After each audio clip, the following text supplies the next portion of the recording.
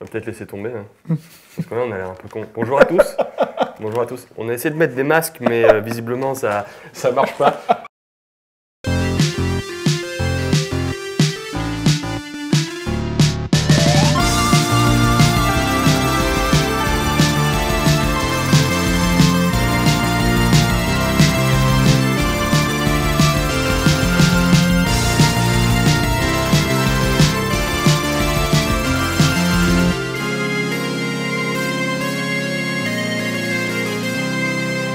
Bonjour à tous et bienvenue dans Tokuscope. Bonjour. Ça va? Ouais, et toi? Comment vas-tu? Bah écoute, bien, maintenant qu'on a enfin réussi à faire cette émission, Oui, voilà. on espère que ça va durer surtout. Alors on va se présenter, vu que la politesse, hein, vu qu'on est chez moi. Voilà. Jordan. Donc, Jordan, Je vous présente enchanté. Jordan. Jordan et moi je suis Fabien. Donc, Fabien. Donc vous m'avez peut-être vu. Ça fait très Troy McClure quand même. Je pensais à Troy McClure d'un coup. Vous m'avez peut-être vu dans des films. Comme Police Academy 15. Donc sérieusement, je co-anime Cinefuzz avec une émission sur le cinéma avec Romain et Philippe, qui sont derrière. La technique avec Raphaël. Je suis aussi à la technique de Backcast, l'émission de Philippe sur l'animation japonaise aussi. C'est de Philippe et de Cédric. Hein. Espèce d'émission porno déguisée en émission sur l'animation japonaise. D'ailleurs, je vous conseille les deux émissions. Hein. D'ailleurs, on précise que Tokuscope viendra remplacer Backcast. Hein. Peut-être. Voilà. On négocie déjà le rachat de Backcast. Parce que comme tu le sais, Backcast n'aurait jamais pu être fait sans le matos à disposition. Oui, non, mais voilà. C'est pour ça. Je t'aime aussi, Philippe. C'est que de l'amour entre nous. Donc on commence peut-être par présenter le concept. Oui, alors le concept, c'est que ça fait longtemps avec Jordan qu'on voulait faire une émission sur le tokusatsu, parce qu'on adore ça, mais qu'est-ce que le tokusatsu?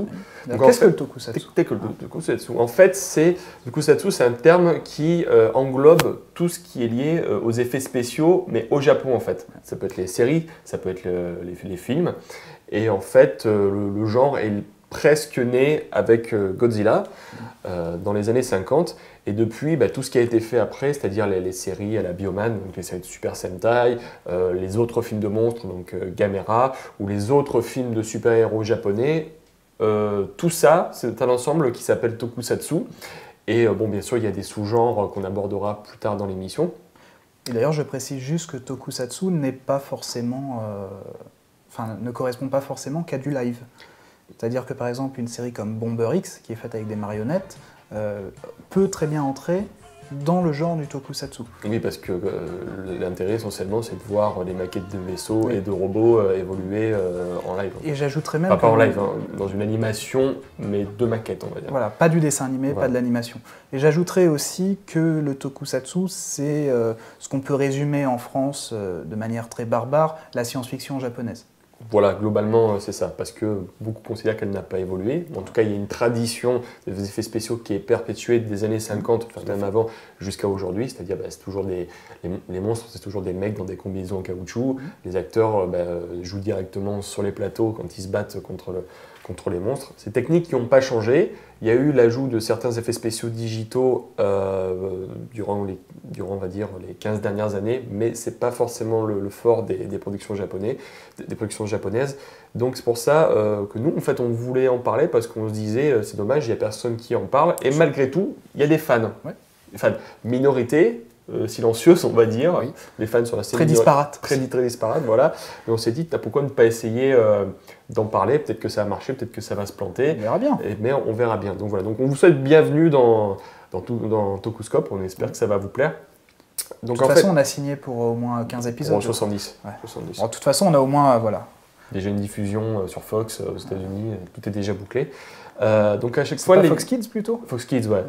L'émission, elle va être découpée en 3 parties à chaque fois. Donc on aura les news, on aura un focus. Alors donc le focus, ce sera soit la présentation d'un film, d'une série, soit un événement marquant qui vient de se passer. Voilà. Peut-être des interviews. Hein, on verra bien. Sait-on jamais. Donc ce sera, on va dire, le gros de l'émission. Et à la fin, on ira du côté de la Godzilla Box avec le Dikotoku. Ouais. C'est-à-dire, à chaque fois, on va piocher un mot du vocabulaire du tokusatsu et on vous en parlera, histoire d'apporter un côté un petit peu plus ludique à l'émission. Voilà. Voilà. On espère que ça va vous plaire, peut-être que ce ne sera pas le cas, mais on reste confiant malgré tout. Voilà. Donc aujourd'hui, notre focus sera sur Saturday Man, donc un prototype de Sentai belge. Oui. Mais bon, ça ce sera après les news, Jordan. Très bien. On lance les news.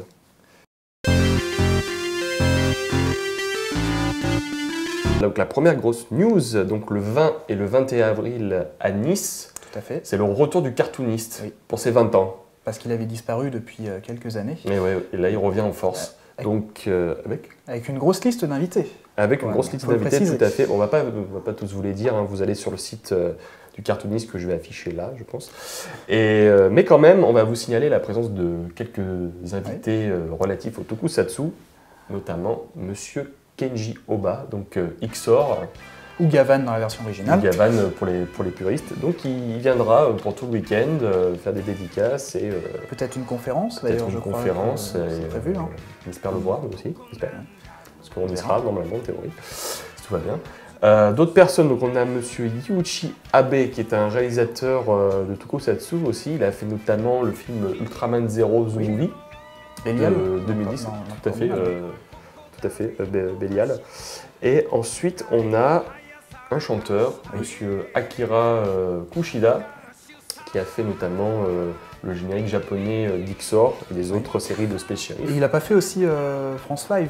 Tout à fait, Jordan. Il a fait la musique Il me semble, hein. de France 5. D'ailleurs, France 5, on va en parler, puisque pour les Parisiens, là, oui, il en faut pour tout le monde, donc le 12 avril au cinéma Max Linder à Paris, Max Linder Panorama, il y aura la projection du 6e et dernier épisode de France 5 À 20h. à 20h.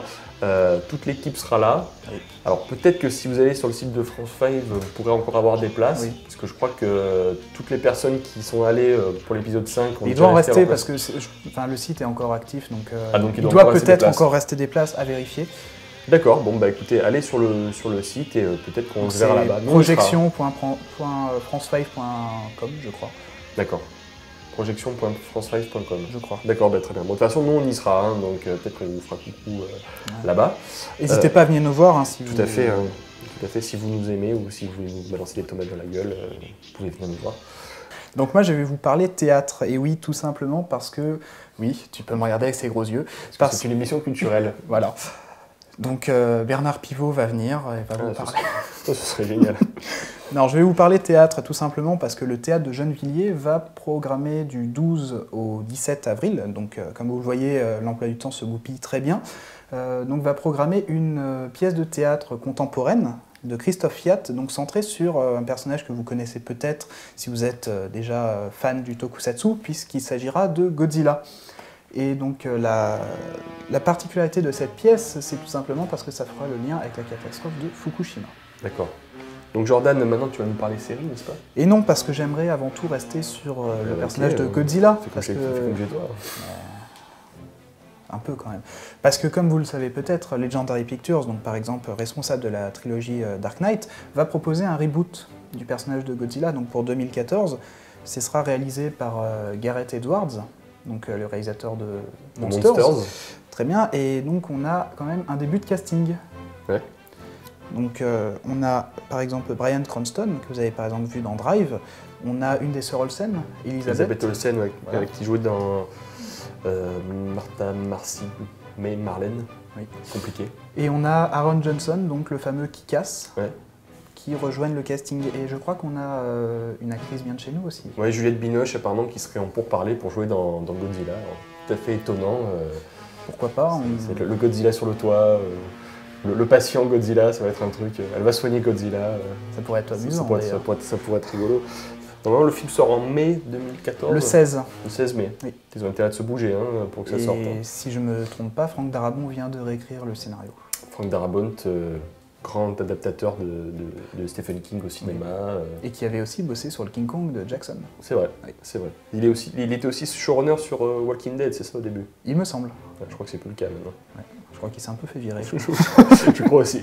Frank Darabont, on t'aime. Et donc tu me parlais de séries. Non, c'est toi qui vas nous en parler. Donc, que veux-tu que je te dise sur les séries? Est-ce que tu as envie? Apparemment, il y a des news. Oui, surtout début février, puisque le 2 février vient de débuter sur la chaîne Nick, donc du groupe Nickelodeon. Ah ouais, carrément.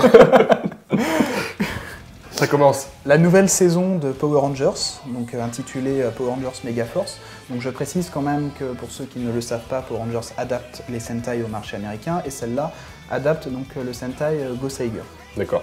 Okay. Et donc pour parler plus précisément de Power Rangers, cette série-là est la série des 20 ans. D'accord. Voilà. C'est vrai que ça a commencé en 93. Voilà, tout à fait. Ça passe vite. Oui. Et également, le 17 février vient de débuter au Japon donc, le nouveau Sentai de Made in Toei, donc Kyoryuger, donc, qui met à nouveau en scène des personnages liés aux dinosaures. C'est juste la 3e fois. Hein. Après The Ranger et... Une petite panne d'inspiration, je crois. On verra. On verra. Okay. T'as vu Megaforce au fait? Oui. Donc c'est bien? J'ai vu le pilote, ouais. Et c'est marrant parce que le pilote fait écho au pilote de Mighty Morphin. De la première série, voilà. Donc franchement, faudrait que je vois ça. Allez voir ce pilote. Même si vous n'aimez pas Power Rangers, si vous êtes un minimum nostalgique du Club Dorothée, vous risquez d'aimer... On est tous nostalgiques du Club Dorothée. Voilà, et puis d'ailleurs on va peut-être rester dans le Club Dorothée avec notre sujet. Tout à fait, donc on se retrouve juste après pour le sujet. Tout à fait.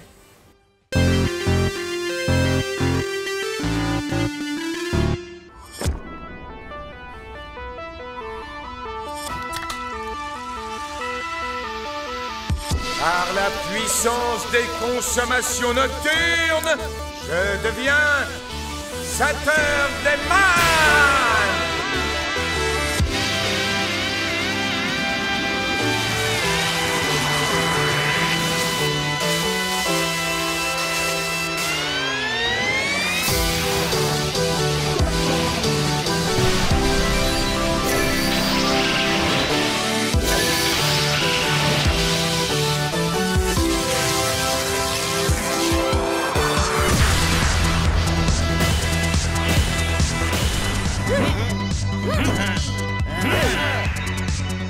Diablement bien fichu. Donc le focus d'aujourd'hui va porter sur un pilote. Donc c'est bien, on fait le pilote d'un pilote. Non, on est sérieux, moi. Voilà, on fait de la promotion pour les autres. Enfin, un pilote qui a quand même quelques mois derrière lui. Oui, c'est parce que c'était un court-métrage qui a été transformé en pilote, puisqu'il s'agit de Saturday Man. Alors, Jordan, toi tu as suivi un petit peu l'histoire de Saturday Man. Qu'est-ce que c'est? Saturday Man, en fait, et je vous interdis de rigoler, c'est un Sentai belge.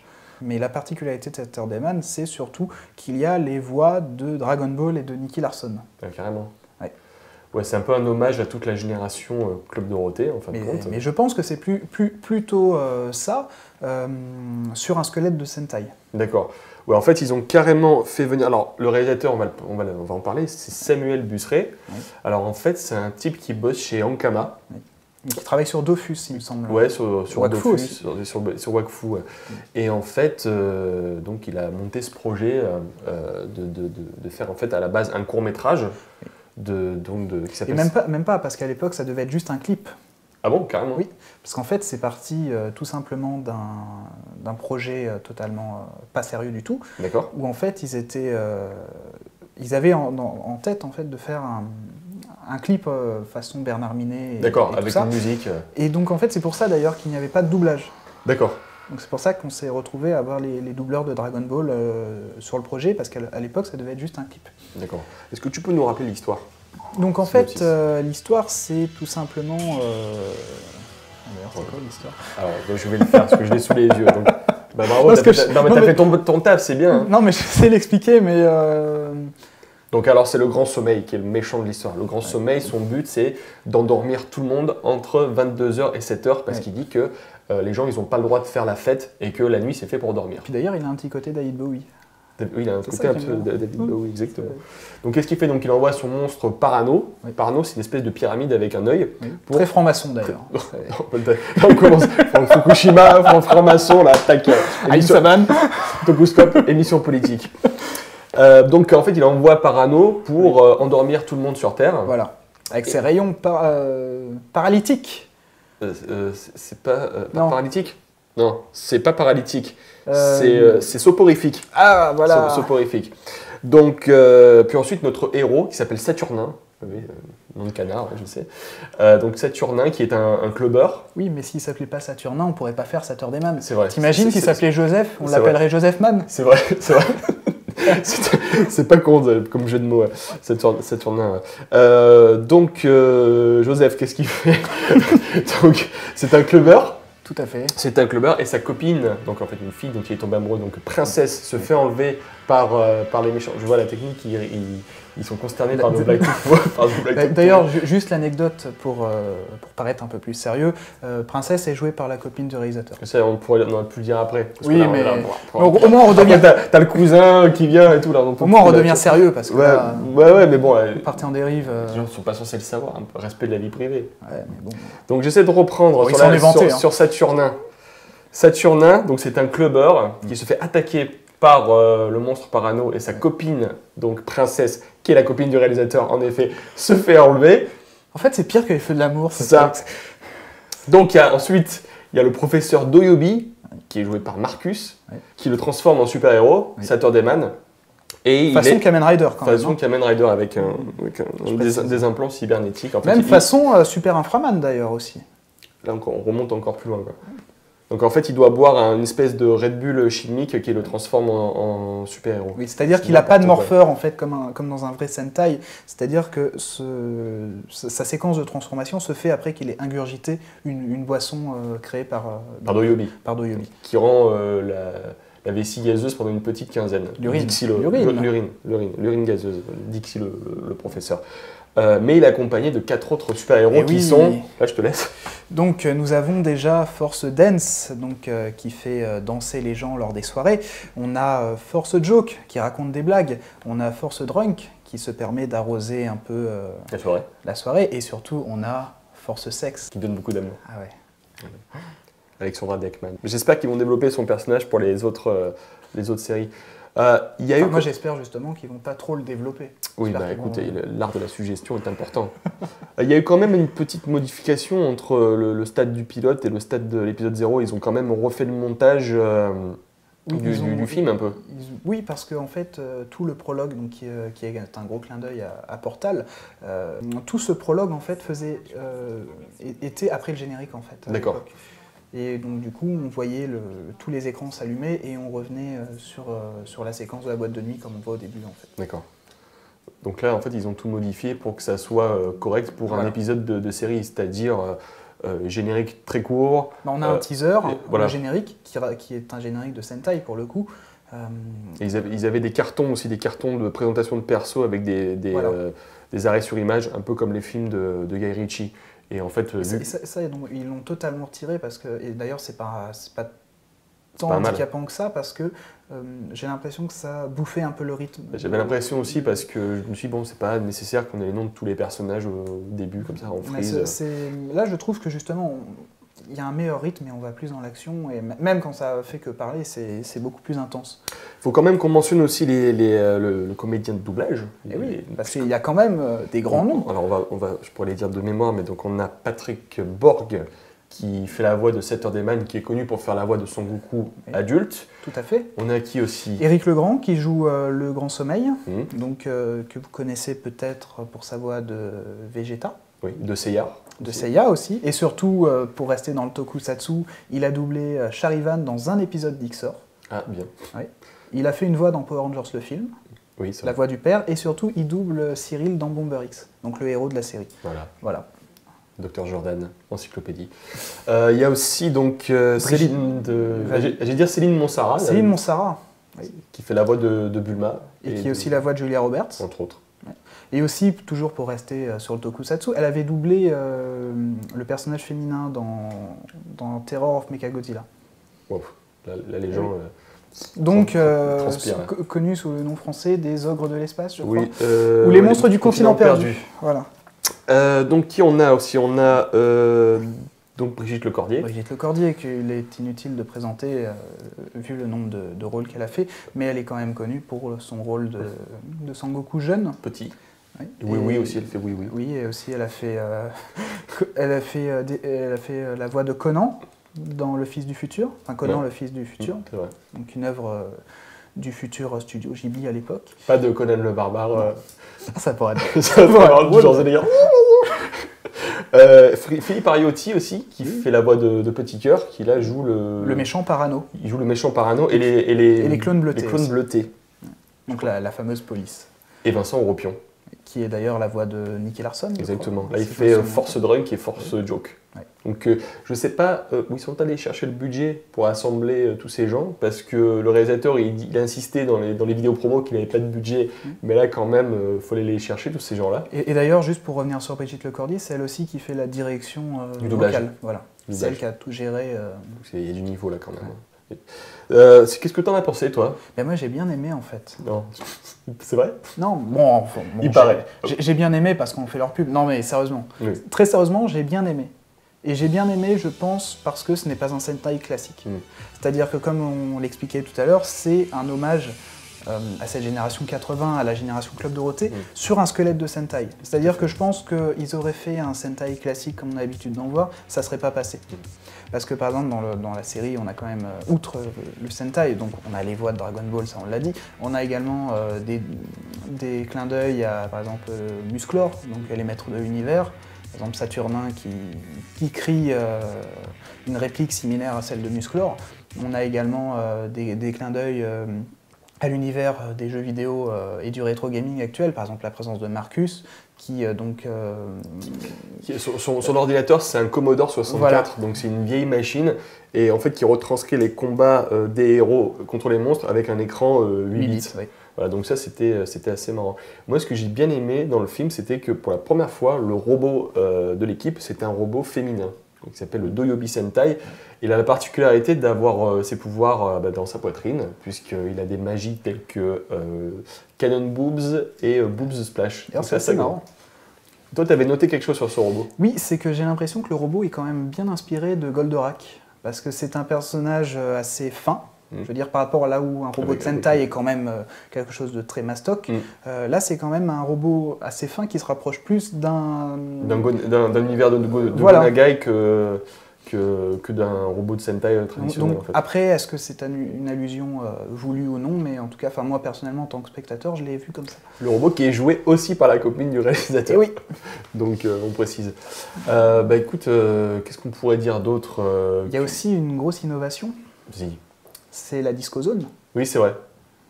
Oui, alors la Disco Zone, en fait, c'est un univers parallèle, un peu comme XOR.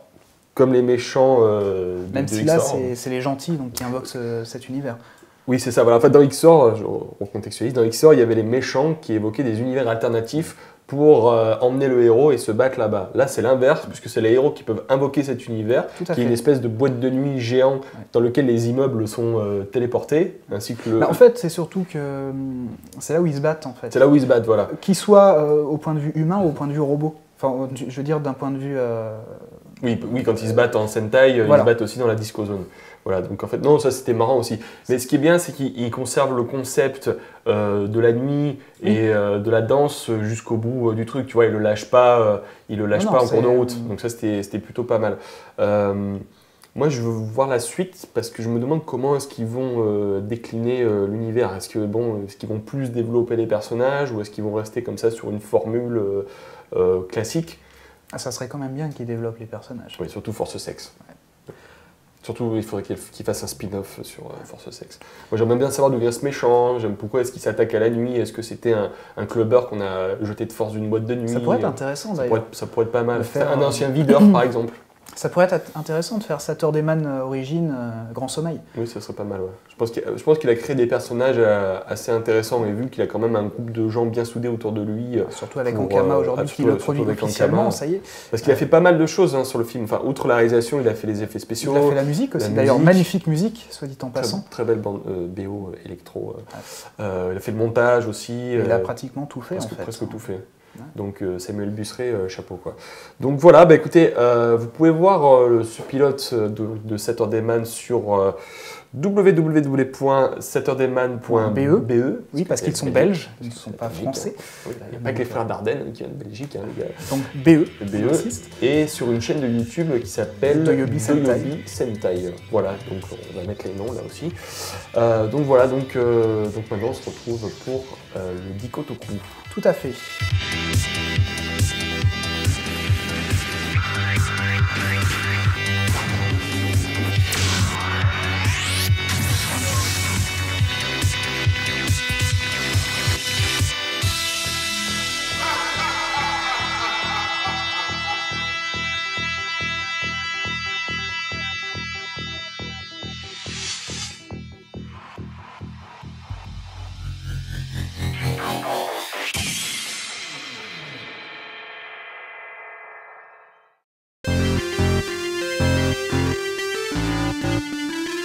Prends la Godzilla Box. Oui. Et tu vas piocher un mot là-dedans. Oui, donc c'est un peu comme Motus, hein, c'est ça? Oui, voilà. Alors, attends, faut pas que je me trompe. J'ai pas encore les. Il n'y a pas encore les droits sur la musique, surtout. Non. Donc voilà, je te redonne la Godzilla Box. Et donc, le mot, c'est Super Sentai. Bah tiens, t'as vu arriver celui-là. Ah ouais. Non, mais surtout que comme ça, on peut rester plus ou moins dans la le thème. thématique, tout à fait. Donc, Jordan, c'est quoi? Donc, dis aux gens, aux spectateurs. Le Super Sentai, c'est un sous-genre du tokusatsu. Donc, il y en a plein d'autres, mais on reviendra dessus. Par exemple, le Henshin, le Metal Hero. On verra ça plus tard. Mais on verra ça plus tard. Donc, le Super Sentai se définit tout simplement par le nombre de héros à l'écran. C'est-à-dire qu'en général, c'est une série avec 5 héros principaux. La première série est Oranger. Go Ranger. Go Ranger. Donc, qui a duré 3 saisons quand même. C'est vrai. À l'époque, c'était pas encore des séries unitaires comme aujourd'hui, où il n'y a qu'une seule saison et où Super Sentai fait plus ou moins office de franchise, même si... disons qu'à l'époque, il prenait un personnage et il le déclinait sur plusieurs saisons. C'était rare, hein. Et il y a quelque chose de très important aussi à dire avant de parler de choses plus récentes, c'est que c'est un peu Marvel Comics qui a rendu le Sentai tel qu'on le connaît aujourd'hui. C'est-à-dire qu'à l'époque de leur Spider-Man, donc qu'ils ont produit avec la Toei, Spider-Man était la première série à avoir un robot géant. Ah oui. Avant, on n'en avait pas. Avant, c'était des jets. Des véhicules divers. Voilà. Spider-Man va être le premier à introduire le concept du robot géant transformable. Et donc, ce concept va être repris dans les Sentai. D'accord. Et d'ailleurs, il y a un Sentai qui avait été coproduit avec Marvel, qui était Battle Fever G. Oui, tout à fait. Et donc c'est d'ailleurs un des premiers Sentai à mettre en place le robot. Et d'ailleurs qui reviendra dans chaque saison. Qui deviendra un indispensable après. Qui deviendra un élément du rituel Sentaïstique. Voilà. Moi j'aurais dit Sentaïque, mais... Ouais, les deux passent. Hein. Donc la série la plus connue en France reste Bioman. Voilà. Même si aujourd'hui Power Rangers a pris le dessus. Bioman qui a été d'ailleurs la première série à être diffusée en France. La première série Super Sentai a été diffusée en France, si je ne me trompe pas. Donc qui a connu 2 fausses suites d'ailleurs. Donc Maskman et Liveman, donc qui a été respectivement distribués sous Bioman 2 Maskman et Bioman 3 Liveman. Ce qui montre que finalement les Américains n'étaient pas les premiers à prendre un nom et à le décliner en tant que marque. Je veux dire, Bioman, c'était un peu le terme générique avant Power Rangers, enfin en tout cas en France. Et d'ailleurs, encore aujourd'hui, on a tendance à dire, même si bon, aujourd'hui avec des chaînes comme No Life ou même Game One, et donc la diffusion de France 5 et compagnie, on a tendance... Enfin, la culture geek a tendance à avoir le mot Sentai à la bouche. Encore aujourd'hui, on peut être habitué à entendre des séries Bioman. Oui, voilà, ou Power Rangers. C'est un peu les deux. Le mot Bioman est plus ou moins devenu le nom pour désigner ce genre en France. Une sorte de terme générique en fait. D'accord. Et actuellement, tu as dit que la série qui est en cours... Oui, donc Kyo Ranger, qui est la 37e série. 37e déjà? Oui. Donc ils ont fêté les 35 ans avec Go Kiger récemment. Enfin, donc il y a 2 ans, donc qui était une série d'ailleurs intéressante puisque c'était des personnages qui pouvaient se transformer en des Sentai précédents. Oui, en toutes les versions des précédents Sentai. Ça, pas donc mal, là, Kyoryuger revient à des bases liées aux dinosaures. D'accord. Donc qui avait été, comme on le disait tout à l'heure, déjà exploité 2 fois. D'accord, très bien. Bah écoute, merci pour cette définition. Mais de rien. Concise.